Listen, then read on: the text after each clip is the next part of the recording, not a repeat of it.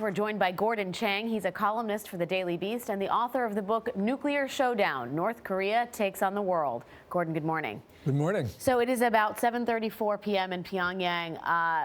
There has not been a nuclear test as yet. What is your expectation for this weekend? Well, it won't be this weekend, but North Korea has already completed all of the initial preparations. They've taken the device, they've put it into a tunnel, they've sealed it, and all they're waiting for is an order from Kim Jong-un, the ruler of North Korea. They've got to do it sometime because they sell these things to the Iranians, and they also need to prove to the world that their nukes work. So it will occur at some point. North Korea has said its swords are drawn, and it's talking openly about preemptive strikes. Is this the most aggressive tone we've seen from this regime?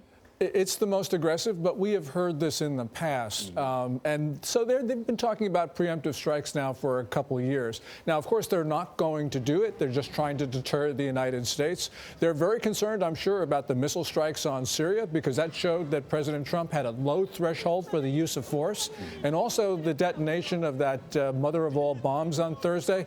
That probably frightened the North Koreans because, you know, that was going after an underground network. North Korea has, more than any other country, has buried its military facilities and government offices underground.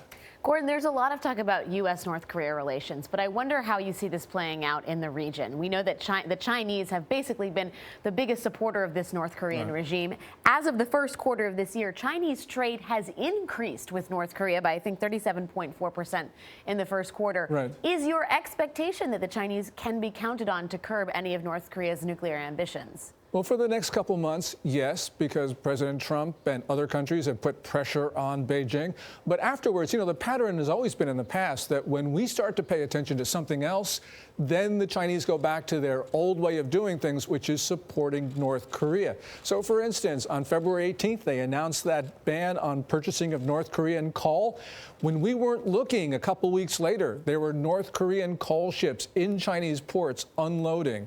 And so, you know, it's all a question of what we do in terms of putting the pressure on Beijing. Vice President Mike Pence arrives in South Korea tomorrow. What are you expecting from that visit, and what are you expecting from U.S. policy at this point? Well, U.S. policy in the Trump administration has been to reassure Tokyo and Seoul. And so you saw Tillerson, the Secretary of State, James Mattis, the Secretary of Defense. They've all gone to this route into the region. And there is even some talk that Trump's first foreign trip could very well be to Japan. So this is really a question of reassuring our friends and allies, because at this point, we're going to need all the help we can get. Gordon, you mentioned the detonation of what is being called the mother of all bombs and, of course, the Tomahawk airstrike in Syria.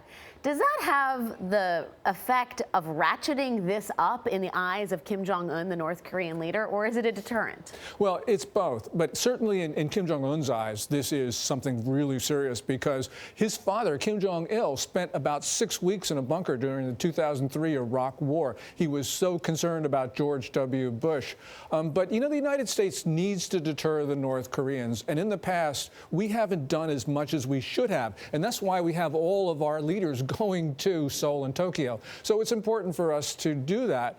But on the other hand, the line between provocation and deterrence is really, really thin. And, yeah. Gordon, quickly, do you believe that they have a missile that can strike us at this point? They have 3 missiles, the Taepodong-2, the KN-08, and KN-14. They can reach the lower 48 states. They haven't been tested, but I'm sure that they work. The only thing they can't do is put a nuke to them, but, you know, that's about 4 years down the road. All right. Gordon Chang, thank you so much for being with us this morning. Thank you.